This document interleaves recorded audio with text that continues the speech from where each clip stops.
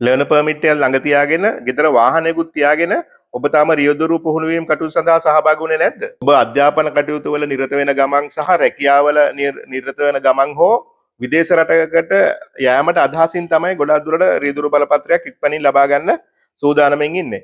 නමුත් ඔයාට ඒකට අවස්ථාවක් නැති වෙන්න පුළුවන්. සමහර සතියකට සැරයක් එහෙම නැත්නම් සති දෙකකට සැරයක් වගේ තමයි ඔයගොල්ලෝ පුහුණු වීම කටයුතු සඳහා සහභාගී වෙන්න සිද්ධ වෙන්නේ. නමුත් ඔයාට එහෙම ඉන්න අවශ්‍ය නැහැ. අපි Tamanට එක දිගට ඩ්‍රයිවිං පුරුදු වෙන්න අවශ්‍ය නම් අපිට උමක් ලබා දුන්නොත් අපිට පුළුවන් ඒ සඳහා ඔයගොල්ලන්ට සහාය දක්වන්න. සමාජයේ වැරදි මතයක් තියෙනවා මැනුවල් වාහනයක් ඉගෙන ගන්නව නම් ඔටෝ වාහනයක් පුරුදු වීම තරම් හොඳ නැහැ කියලා. ඒක සම්පූර්ණ වැරදි මතයක්. මොකද අපි පාසල් යන කාලේ ඉඳන් විනාඩි 40කට සීමා වෙච්ච පීරියඩ් එකක සබ්ජෙක්ට් කීපයක් එක දවසකට ඉගෙන ගන්නවා.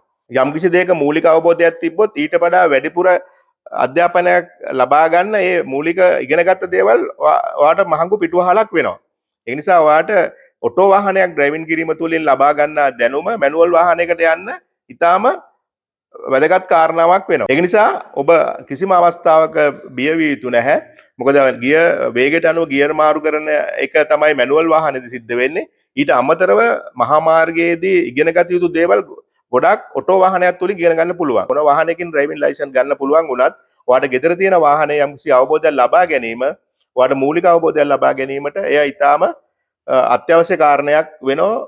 ඔබ පුහුණු වීම කටයුතු සඳහා ඒක ඔයාට මහඟු පිටුවහලක් වෙනවා නොඅනුමානයි.